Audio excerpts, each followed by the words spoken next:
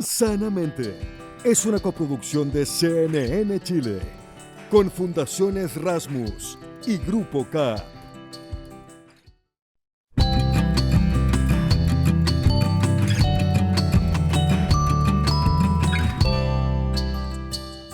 ¿Cómo están todos y todas? Bienvenidos a este especial 18ero. Entre medio de esta semana tan importante para todos los chilenos y chilenas, queremos proponerles que entre choripán y anticucho se dé un tiempo para revisar algunas de nuestras mejores entrevistas en lo que va de la temporada 2023. Y para eso los invitamos a conocer algunas de las entrevistas internacionales más destacadas. Una de ellas, la de Catherine Price, sobre el rol que tiene la diversión finalmente en nuestra vida para poder sentirnos mejor. Y así, en el fondo, lo que le quede de semana 18era después de ver el capítulo se lo puede tomar como un proceso de sanación interna. También vamos a revivir la conversación que pudimos tener con Marian Rojas sobre la importancia de tomar conciencia sobre la manera en que nos hablamos y nuestros pensamientos en general y trabajar con nuestra voz interior para que esa sea una que nos ayude y nos promueva. Esto y tanto más en este programa Tiki Tiki Ti que les preparamos a todos ustedes. Vivimos en un tiempo de muchos estímulos, estamos permanentemente recibiendo señales, en este caso del mismo celular, que nos dice que nos estamos perdiendo algo, que tenemos una notificación, que alguien lo está pasando bien en algún lugar, vemos fotos, tenemos señales y sentimos que tenemos que estar ahí todo el rato para no perdernos algo. Sin embargo, ¿cuántas veces les ha pasado que están dándole vuelta al celular y terminan y después hay una sensación de vacío? No logramos tener eso que andamos buscando ahí, esa recompensa que tal vez nuestro celular nos podría dar. Somos adictos al celular. Y de este tema y otro mucho más entretenido, que es la diversión en sí misma y el rol que que puede tener en nuestra felicidad, es que hoy día queremos hablar con Catherine Price, fundadora y presidenta de Screen Life Balance, algo muy importante en esta vida. Muchas gracias por estar con nosotros, Catherine. Gracias por la invitación. Trabajas en un campo muy complejo, que es el balance. Creo que no hay nada más difícil en la vida, en cualquier aspecto de la vida, que encontrar el balance. Pero quisiera hablar específicamente de la tecnología, que parece más bien algo imposible. ¿Cómo ves nuestra relación actualmente con la tecnología?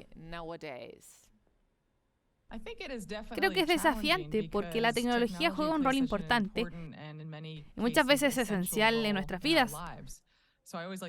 Solo para aclarar, no estoy sugiriendo que nos deshagamos de la tecnología y actuemos como que todo está mal. Pero creo que es muy importante tomar distancia e identificar qué es importante para nuestra vida, para que podamos asegurarnos de que nuestras prioridades estén alineadas en cómo y en qué invertimos el tiempo. Porque lamentablemente, muchas de las aplicaciones en las que estamos más conectados están ganando dinero a costa de nuestro tiempo y atención que les prestamos. Entonces, de eso se trata un poco Screen Balance, de cómo creas una relación intencionada y saludable con la tecnología. ¿Y cómo lo logramos? Esa es la pregunta, ¿verdad? Creo que en parte depende de cuál es tu problema en específico.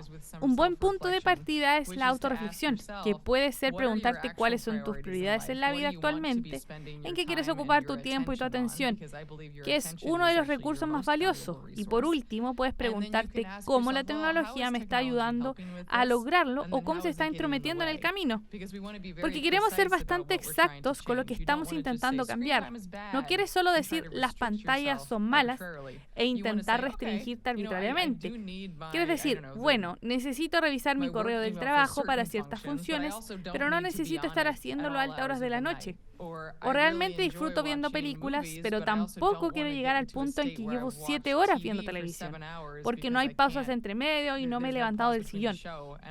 Creo que hay que empezar preguntándose en qué ocupas tu tiempo. Me gustaría saber qué recomiendas para esas personas que realmente no saben que tienen un problema con la tecnología. ¿Cómo puedo saber si tengo un problema con las pantallas, por ejemplo? ¿Cuáles son los primeros signos? Puedes preguntarle a alguien de tu entorno cómo se sienten cuando estás cerca de ellos. Es usualmente un buen punto de partida si crees que no tienes ni un problema. Hazle esa pregunta a tu pareja, novio, novia o tus hijos. ¿Cómo te sientes cuando estoy cerca? ¿Estoy presente? Y puede que te sorprendan diciendo, oh bueno, de hecho estás siempre en tu celular. Y puede ser un gran llamado de atención. Sugeriría partir por ahí, pero también hay mucha gente que a esta altura ya intuyen que les gustaría pasar menos tiempo en las pantallas, pero no siempre pueden hacerlo. Esto es como cuando intentas dejar de beber alcohol o sales de una relación tóxica. Pero ¿cómo puedes dar el primer paso? Si es que quieres dejar esta adicción a la tecnología de alguna manera o en alguna circunstancia. Creo que lo primero es darte cuenta cuando ves tu celular y estás en piloto automático, sin siquiera darte cuenta. Muchos de nosotros hemos experimentado mirar nuestras manos y darnos cuenta que tenemos un teléfono y que pasamos 45 minutos en el teléfono sin darnos cuenta y sin saber qué hicimos durante ese tiempo. Una cosa que sugiero es poner un collet o un elástico en tu celular, solo para que cuando vayas a tomarlo te preguntes, ¿qué hace ese elástico en mi celular? Y luego de ese momento puedes cuestionarte por qué tomaste el celular, cuál era el propósito. Hago un ejercicio que se llama ¿para qué? ¿Por qué ahora? ¿Y qué más? Y la idea es que al tomar tu celular te preguntes ¿para qué era? Si es que tiene un propósito. Mandar un correo, lo que sea. ¿Por qué ahora? ¿Había realmente una razón de tiempo por la que lo tomaste?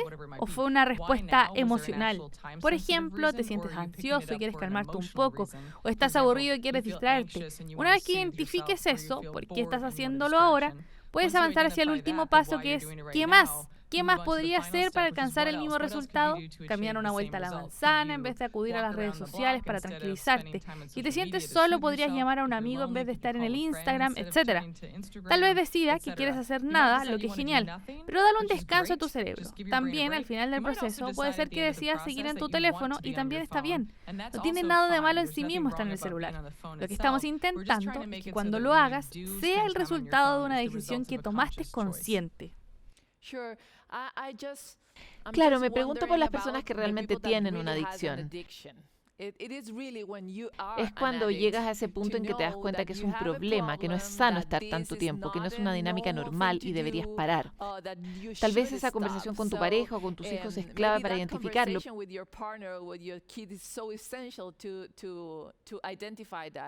Pero quisiera pasar a otro tema que tú también estudias, que es la diversión. ¿Es la diversión una especie de antídoto? Creo que sí. Comencé escribiendo mi libro The Power of Fun como un resultado de la escritura del libro anterior, How to Break Up with Your Smartphone, porque me di cuenta que al pasar menos tiempo en el celular, tenía mucho más tiempo libre y tenía que descifrar qué hacer con él. Y terminé por darme cuenta que lo que quería era experimentar más alegría y sentirme lo más viva posible. Y llegué a la conclusión que divertirse, lo que realmente es diversión, cuando estás en un estado de conexión, jovialidad y todo fluye con otras personas. Esos son los momentos con más alegría de nuestra vida. Diría que si puedes descubrir cuáles son esas situaciones que puedes construir para divertirte más en tu vida, es más probable que pases menos tiempo en tu celular y de manera natural, sin esforzarte, porque te darás cuenta que te sientes mucho mejor estando en la vida real que scrolleando y pasando ese tiempo en el teléfono. Seguro, ¿y cómo descubrimos la diversión? Cuando dices, ok, vayan a divertirse, puede ser algo riesgoso o te puedes sentir ansioso porque tal vez no sabemos cómo divertirnos. Hemos estado mucho tiempo en los celulares, en las pantallas, en los videojuegos.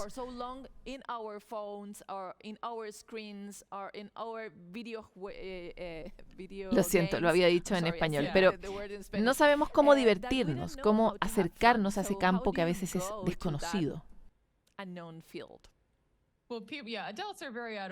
A veces estamos fuera de práctica.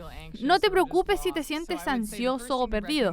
Diría que hay que comenzar por reconocer que la diversión es un sentimiento, no es una actividad.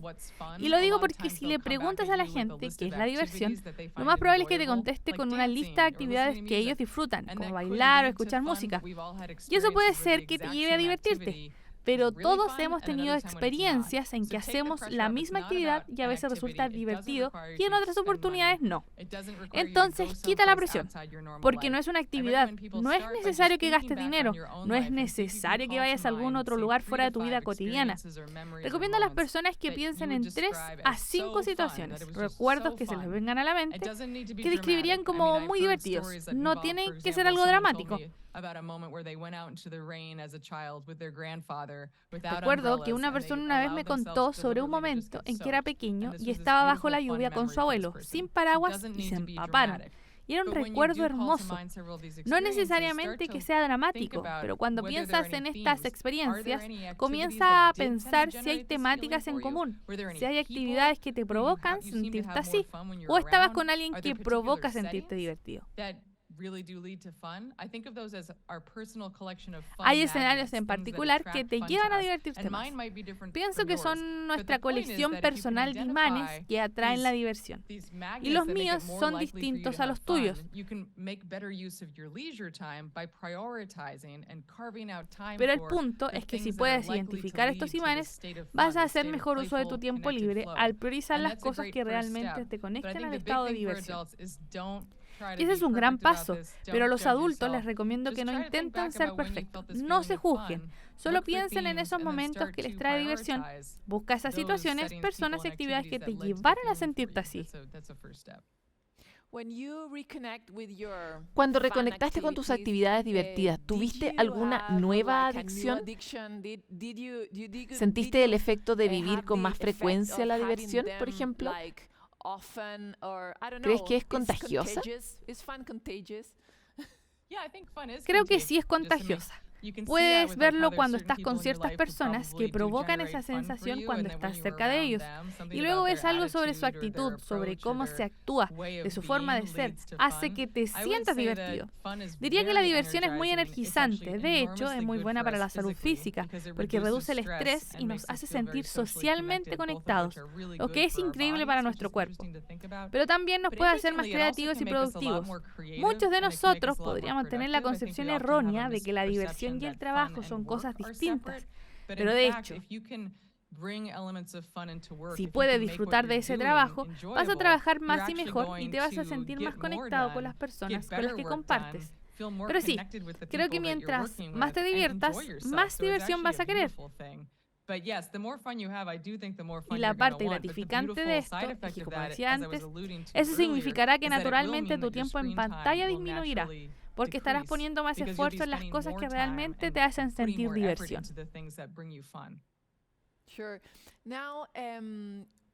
Y en ese sentido, ¿cuál es el rol del humor para ti? Creo que el humor es gran parte de la diversión. Cuando le pido a las personas que compartan historias de sus propias vidas, describiendo momentos en que sintieron diversión, y no solo personas de Estados Unidos, sino que gente de muchos otros lugares, les pedí si podían elegir dentro de una lista de etiquetas que pudieran describir su experiencia. Y una de las que más se repetía era risa. Creo que si estás riéndote, es un buen indicador de que estás divirtiéndote. Y también puede ser que sea más probable que te diviertas si buscas lo absurdo, si te ríes de la vida. En cualquier circunstancia es posible encontrar algo por qué reírse. Creo que eso es muy importante para hallar la diversión. Vivimos en una cultura, especialmente aquí en Chile, donde el miedo es algo muy común. Y eso redunda en tener muchas personas sin humor. Cuando temes a algo, usualmente no estás conectado con la posibilidad de reírte de algo. ¿Cómo crees que podemos entrenar el humor como una habilidad de fortaleza y no una debilidad? Si nos reímos de nosotros mismos, ¿está bien? ¿Soy lo suficientemente serio? ¿Qué piensas sobre eso? Hay distintos tipos de miedo. Si es miedo físico, en ese caso es más difícil. Pero recuerda esa frase de Viktor Frankl, quien sobrevivió al Holocausto. quien dijo que fue el gran sentido del humor que tuvo y otros prisioneros lo que les permitió sobrevivir emocionalmente ese periodo. Pero sobre otros miedos que no ponen en riesgo nuestra vida, como equivocarse y parecer tonto o hacer el ridículo, son cosas que podemos entrenar y que debemos permitirnos. Hay algo liberador en permitirse ser nosotros mismos. Hay un acto de vulnerabilidad que viene con divertirse. Y lo que puede ser intimidante en un comienzo por el perfeccionismo, si estás preocupado sobre lo que el resto piense de ti, estarás siendo muy autocrítico todo el tiempo. Una vez que hayas probado realmente lo que es divertirse con otras personas, comenzarás a darte cuenta que estás en otro estado, te sentirás libre. Muchas personas lo describen como dejarlo ir. Yo realmente me divierto escuchando y haciendo música con amigos, y creo que es una de las cosas más hermosas que he descubierto. Soy muy autocrítica, perfeccionista, quiero hacerlo todo bien, pero cuando hago música con mis amigos me siento segura y soy capaz de que no me importe tanto o de no preocuparme si cometo un error o toco una nota incorrecta. Y nos reímos al respecto, bromeamos y es poderoso como una herramienta terapéutica. Definitivamente, bueno, me divertí mucho con esta conversación. Gracias por estar en Sanamente. Creo que debemos ir a esos lugares vulnerables donde cada uno puede ser uno mismo. Gracias. Muchas gracias por invitarme. Es muy linda esta posibilidad que nos da, por un lado, la comunidad, por otro lado, el humor, por otro lado, la conexión con uno mismo, de revisar y vivir nuevas versiones de uno. Como que podemos haber sido hasta ahora la persona más adicta a todas las pantallas, la persona más seria en ese sentido, el 24/7 que tanto se nos prometió cuando éramos niños, y también podemos ahora elegir ser otra persona, ¿no? Dejar atrás un lado, mirar de frente, vivir la experiencia, oler, salir a la calle, mirar a la cara a las personas, ¿no? Yo me divierto haciendo eso. ¿Ustedes cómo se divierten? Coméntenos a través de nuestras redes. Nosotros vamos a una pausa y volvemos con más.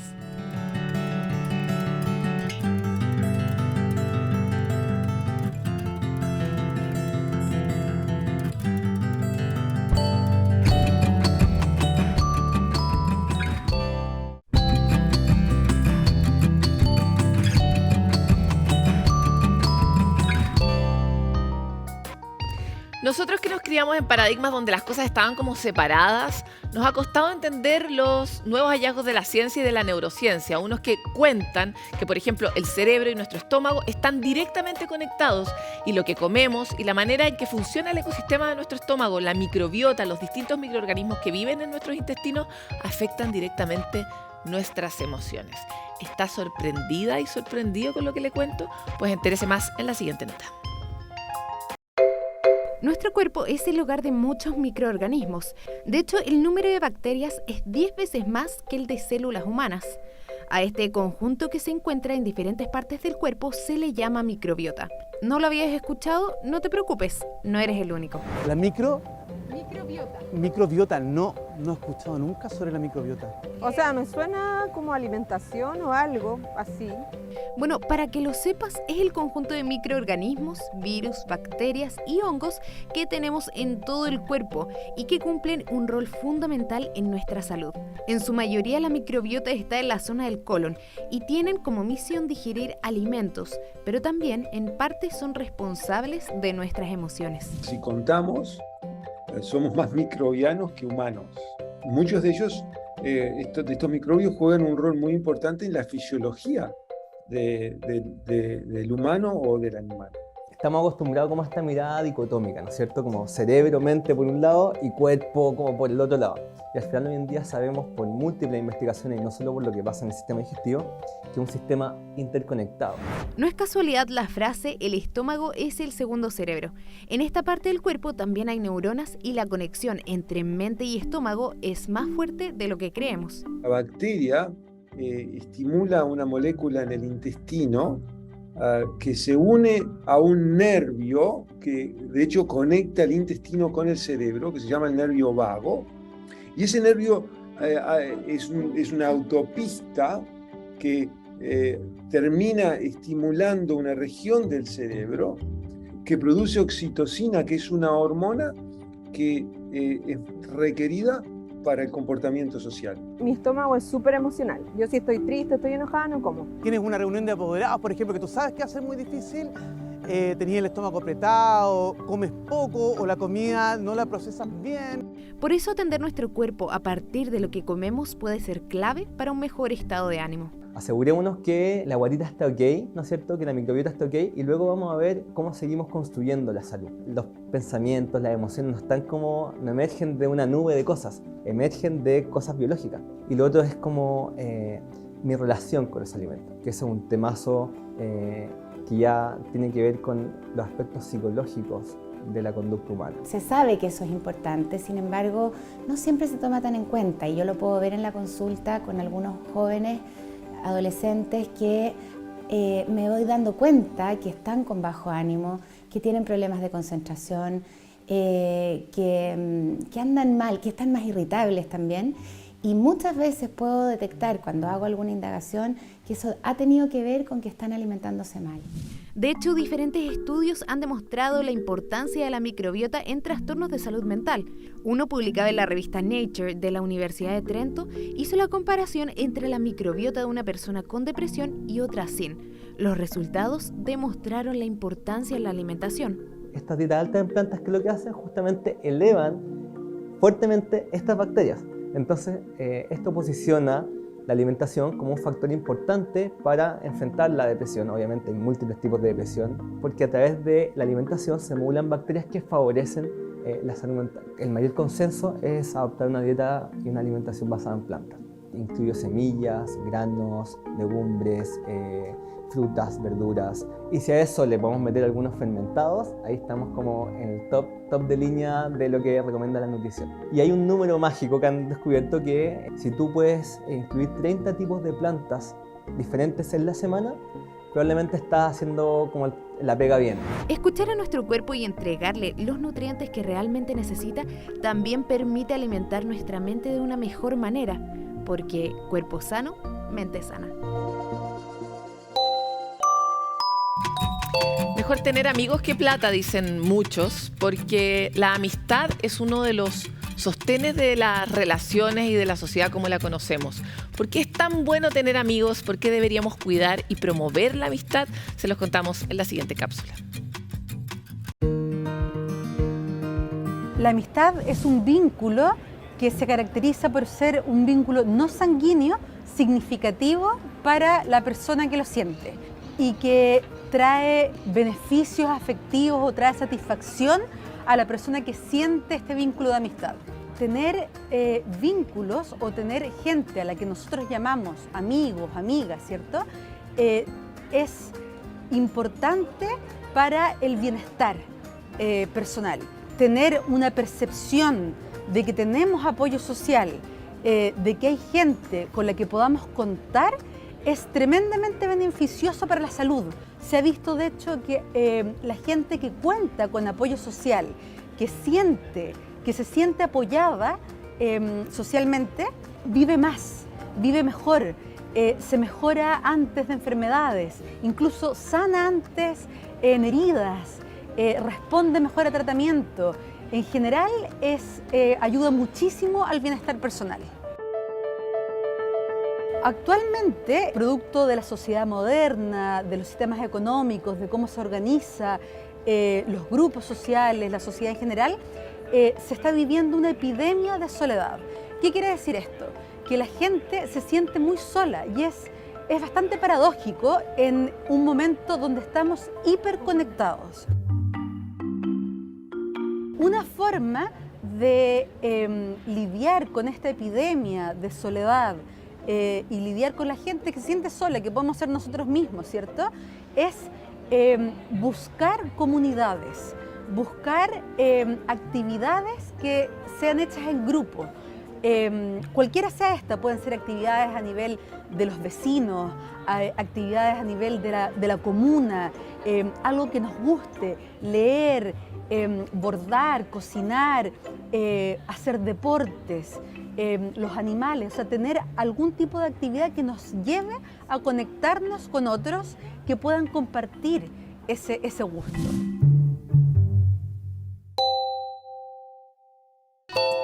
Bueno, y en este especial 18 ya hablamos de las cosas más importantes para el 18. Divertirse, hacerlo con amigos y ojalá, esta es la tercera, que lo hagan en la naturaleza. Porque nosotros que crecimos y evolucionamos en naturaleza nos hemos ido alejando a lo largo del tiempo en las grandes ciudades. Pero volver a la naturaleza nos sana. ¿Cuál es la importancia de la naturaleza en el bienestar? Se los contamos a continuación.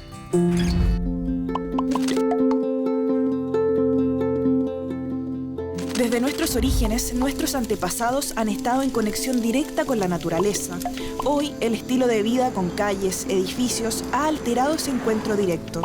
De acuerdo a la ciencia, vivir fuera del mundo natural provoca numerosos problemas físicos y mentales, y cada vez más niños crecen en entornos donde apenas tienen contacto con otras especies. Pero cuando vas a un bosque o a la montaña, el cuerpo comienza a cambiar en cuestión de minutos. Disminuye la presión arterial y la frecuencia cardíaca. Y lo más probable es que tu estado de ánimo comience a mejorar. Estudios confirman que las incursiones frecuentes en la naturaleza también pueden reducir los niveles de cortisol, la hormona del estrés, combatir la depresión, facilitar un mejor sueño, fomentar la creatividad y hacer a las personas más amables y menos agresivas, entre otros fantásticos beneficios. A lo mejor, un baño de bosque, ese encuentro con el mar y un largo abrazo de árbol es lo que tu cuerpo y mente necesitan. Nos vamos entonces a una pausa, pero muy rapidito porque volvemos con este especial fiestero de 18 de septiembre para todos ustedes de Sanamente.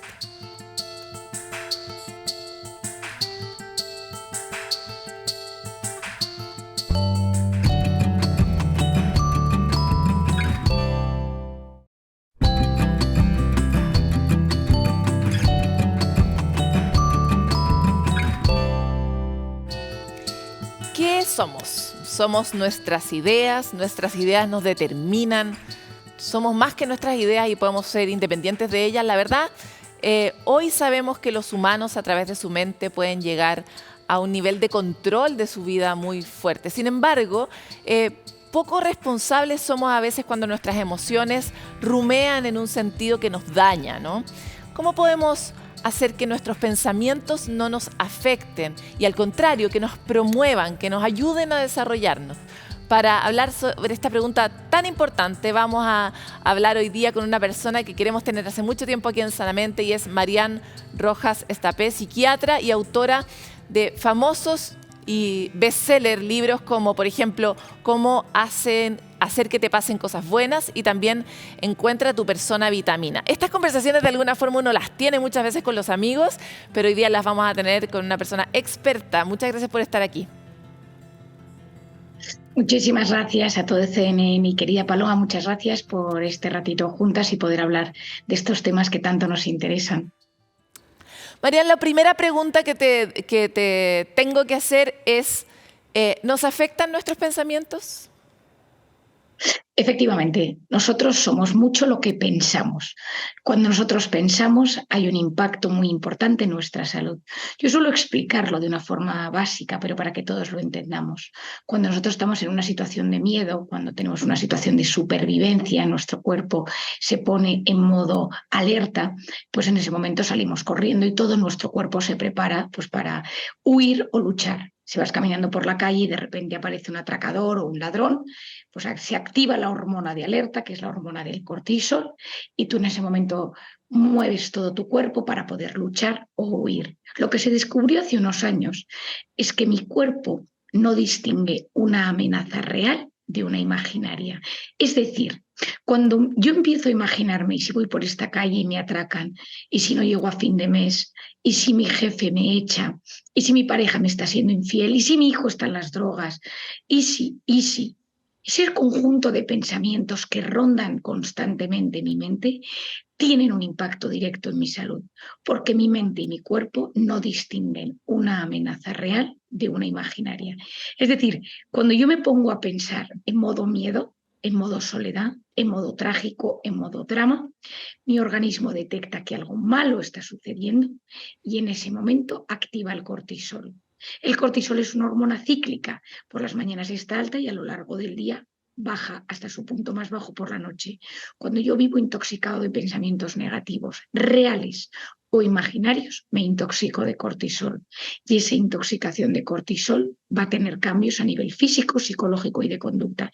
Desde que se nos cae el pelo, nos inflamamos, se modifica la microbiota, tengo taquicardia, tengo problemas en el sistema inmune, se me duermen las manos, a temas psicológicos, irritabilidad, fallos de memoria, fallos de atención, tristezas profundas, tristezas reactivas, y en conducta no quiero ver a nadie, no quiero salir de casa, me aíslo.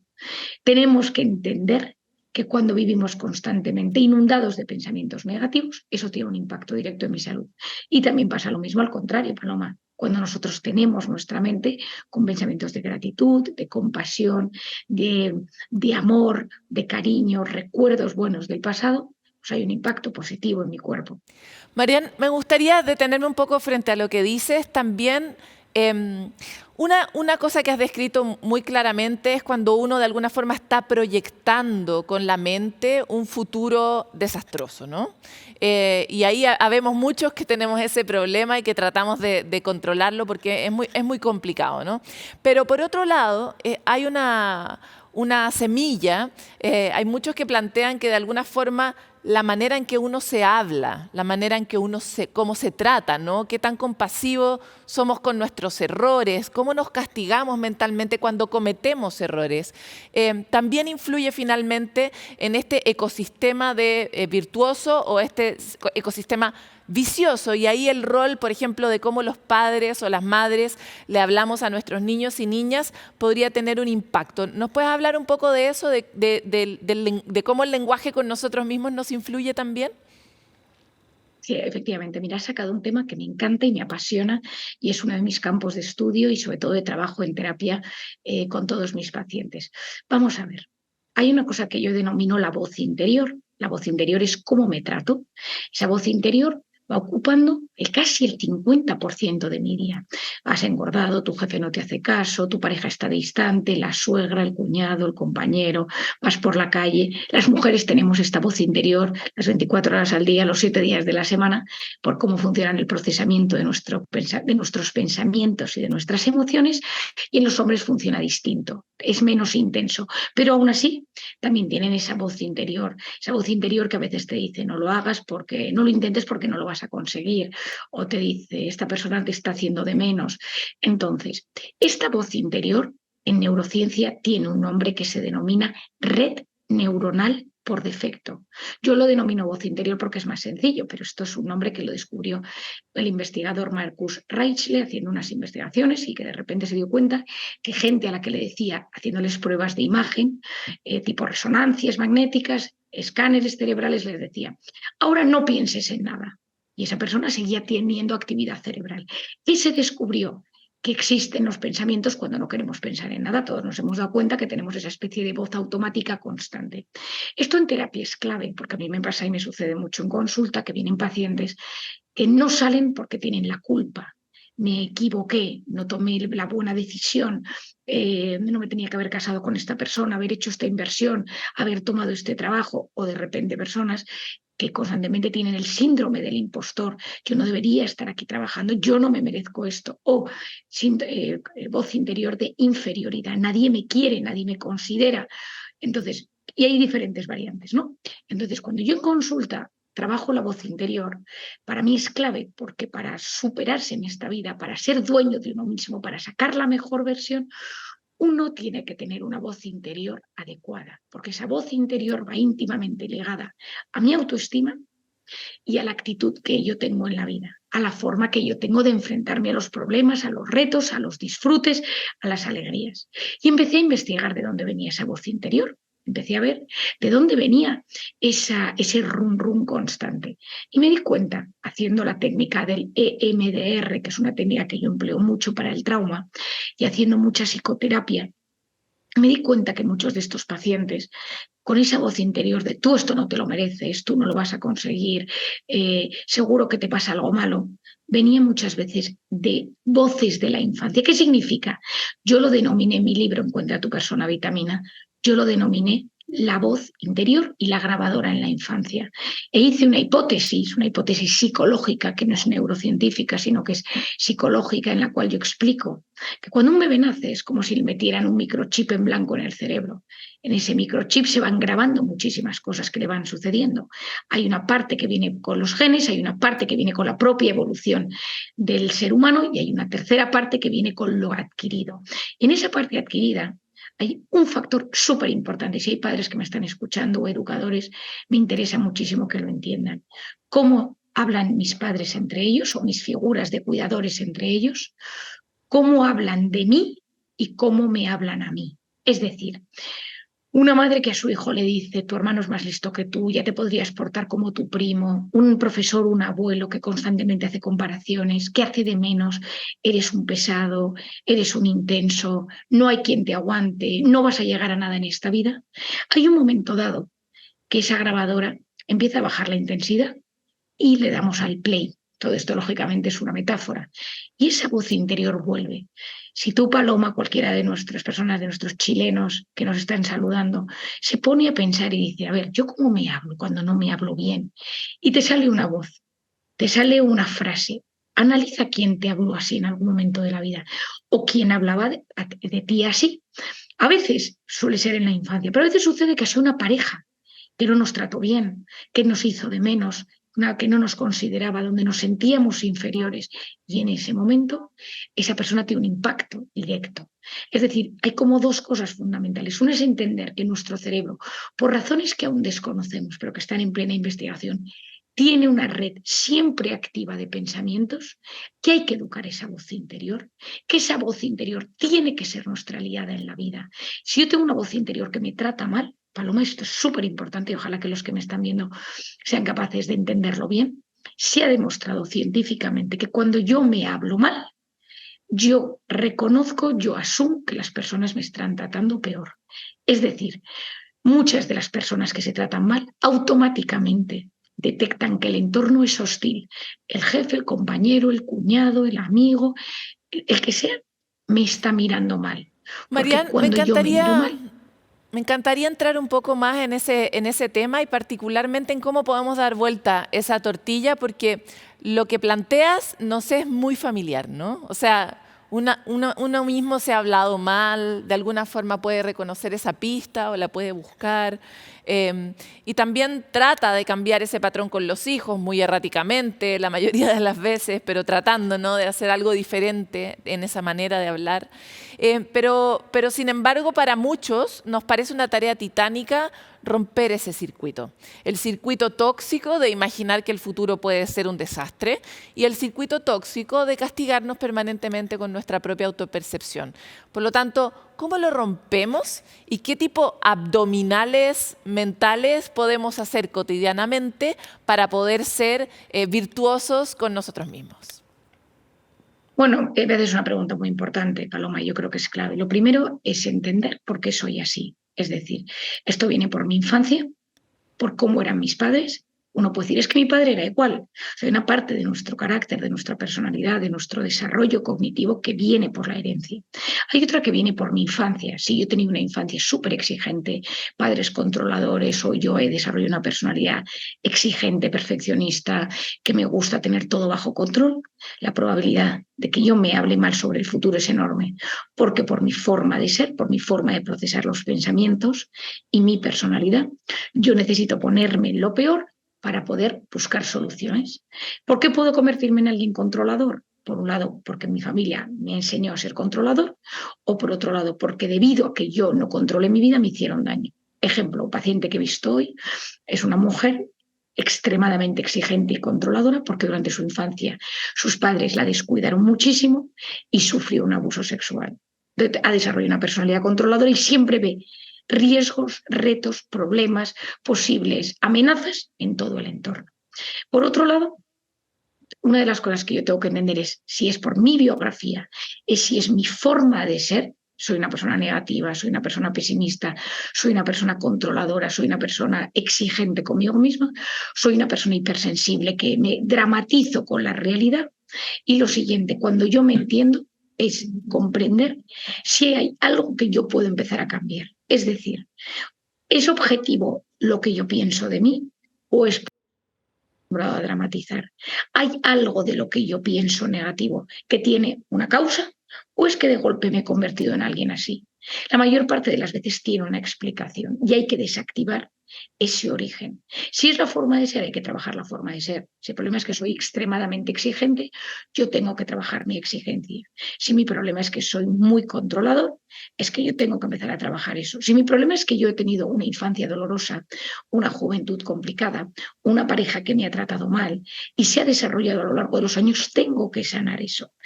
Abdominales mentales. El primero de todo es saber que cada vez que yo me hablo mal, me intoxico de cortisol.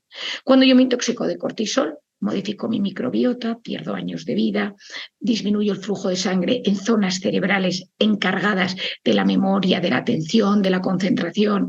Es decir, hablarme mal tiene un impacto directo en mi salud. ¿Cómo se trata? Y por lo tanto, espérate, en mal, ese ejemplo, me acabo de decir qué tonta lo que acabo de hacer. ¿Qué tengo que hacer si yo me descubro? Porque a veces no lo puedo frenar antes, pero tal vez me puedo dar cuenta cuando lo acabo de hacer. Acabo de hablarme mal, me acabo de llamar a mí misma muy tonta por algo que tal vez no es tan importante o tal vez fue una tontera gigante, pero no importa. Me acabo de tratar como tonta. ¿Qué tengo que hacer después de eso? En ese momento lo primero que tienes que pensar es si decir qué tonta soy tiene un impacto directo en ti, es decir, te está afectando, o es un comentario que hace superficial, es decir, uno se puede tropezar por la calle y decir la verdad es que soy de un torpe, o de repente uno enfadarse con uno mismo y decir es que lo tuyo es terrible, es que no puedes ni salir a la calle. A veces nos decimos cosas que nos llegan al alma, nos llegan a lo más profundo de nuestra médula y a veces nos los decimos como una reacción casi de supervivencia, casi un automatismo, ¿no? Pues a uno se le cae un vaso y se le rompen los cristales y uno puede decir, pero qué desastre soy, y otro puede decir qué desastre soy, pero llevárselo a lo más profundo de su espíritu y de su alma. Ese es el primer momento que yo me tengo que hacer una pregunta y preguntarme, ¿me lo digo porque realmente yo creo que soy tonta? ¿Esto me está afectando de verdad? ¿O es un automatismo rápido que me digo por salir al paso? A veces nos decimos cosas, pero que en verdad, si nos sentamos decimos, yo soy tonta de verdad. Esto me ha pasado hoy con una paciente, me hace gracia, ¿no? Que me ha dicho, y María, soy un desastre, porque he hecho mal las maletas, me he equivocado y me he traído la maleta de mi marido en vez de la mía, y me he todo una cosa, no tengo ropa, es que no hay quien me aguante. Le digo, vamos a ver, te has equivocado en una maleta y no hay quien te aguante. ¿Me puedes explicar en qué momento una igual a la otra? Primero, decir que no te aguantas, ¿te hace daño o no? Y me dice mucho. Pero pues no te puedes hablar así. Tenemos que buscar cuáles son esas frases que nos decimos, que nos machacan. Hoy una paciente me decía que ella se dice muchas veces a sí misma, ¿no? Es que eres poco cariñosa y por eso la gente no te quiere. Entonces, hoy le he dicho, es cierto que eres poco cariñosa, porque en tu casa no te han enseñado a ser cariñosa, porque tu padre y tu madre son muy fríos. Es verdad que eso te afecta, porque te gustaría ser más cariñosa y que la gente fuera más cariñosa contigo. Vamos a empezar. Cada vez que tú te dices que eres poco cariñoso, vas a contestar, pero estoy aprendiendo, pero estoy en el camino. Y en ese momento vas a decir, ¿cómo puedo en los próximos minutos hacer un abdominal de cariño con alguien de mi entorno? Pues estaba en la oficina, habíamos organizado, al primero que pase le digo, que tengas una buena tarde. Ya está. Microejercicios, porque para llegar a donde quieres llegar tienes que empezar con ejercicios muy pequeños. Si tú quieres perder peso porque tienes una obesidad, no puedes empezar de golpe, tienes que empezar quitándote alimentos poco a poco, empezando a hacer ejercicio poco a poco y descubrir de dónde viene, tener las frases que sabemos que más daño nos hacen y tener una respuesta. Reemplazar lo tóxico por lo nutritivo, ¿no? Lo hacemos con bastante más conciencia cuando comemos, pero no con los pensamientos. Y este efecto de alimentarnos con algo positivo, que es, bueno, estoy aprendiendo y voy a ejercitar en este caso. Yo no me quedo por lo cariñosa, me voy por lo intensa. Entonces, me regulo en ese otro sentido. Pero cuando uno ya logra encontrar su abdominal, ¿eso también te hace secretar una sustancia que te beneficia? Como en el caso de la hormona del cortisol. Efectivamente, o sea, nosotros sabemos que cuando tú tienes mensajes compasivos contigo mismo, cuando tú te tratas bien, tu cerebro segrega endorfinas, oxitocina y sobre todo baja esos niveles de cortisol. otros abdominales que uno puede hacer. Tú te subes a un avión y de repente va a haber un accidente.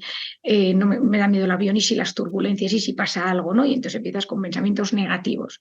Entonces, hay una cosa que es muy importante, que es saber que cuando, por ejemplo, te pones ese modo alerta que te avanzas a una posible tragedia, tu organismo ya está empezando con taquicardia, taquipnea.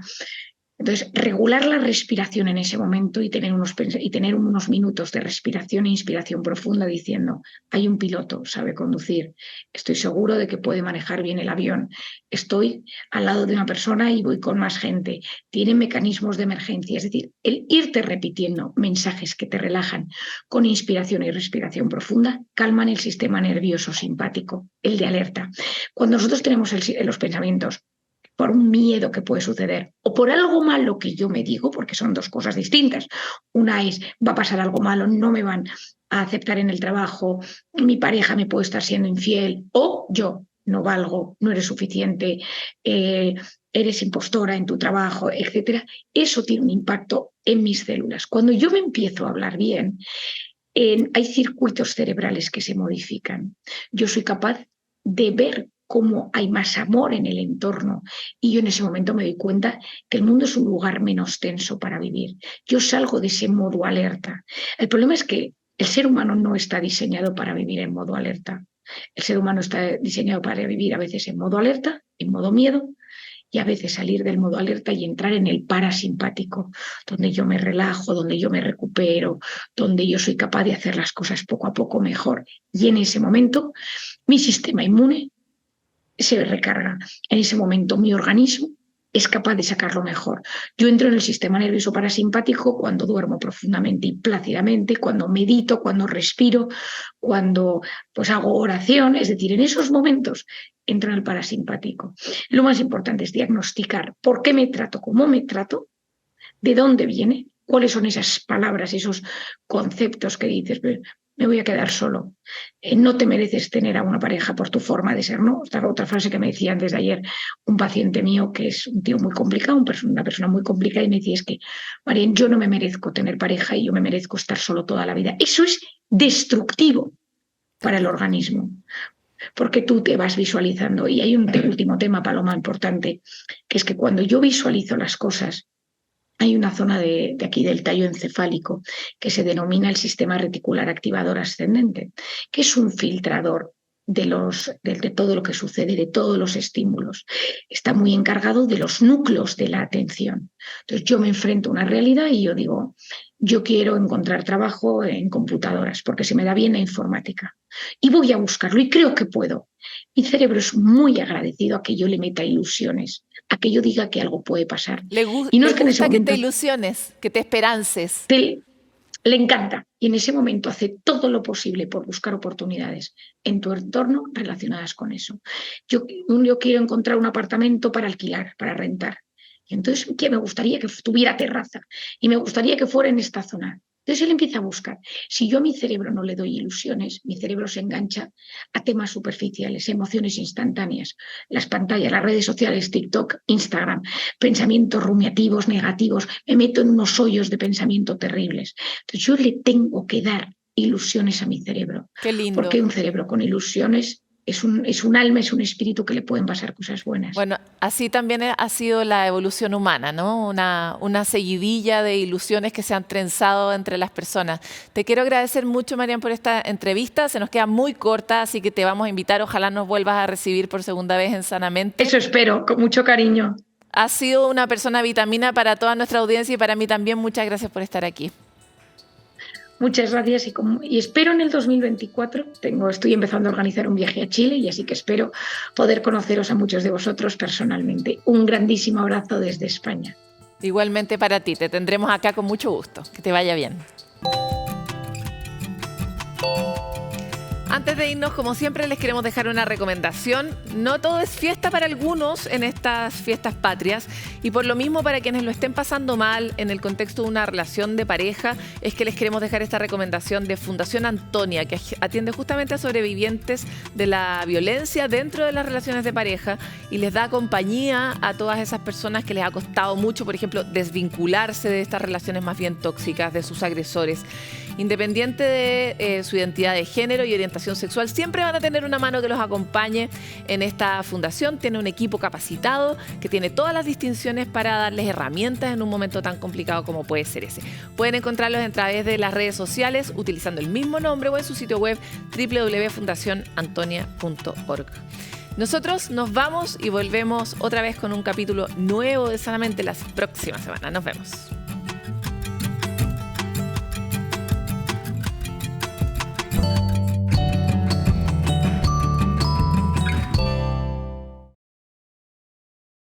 Sanamente es una coproducción de CNN Chile con Fundaciones Rasmus y Grupo K.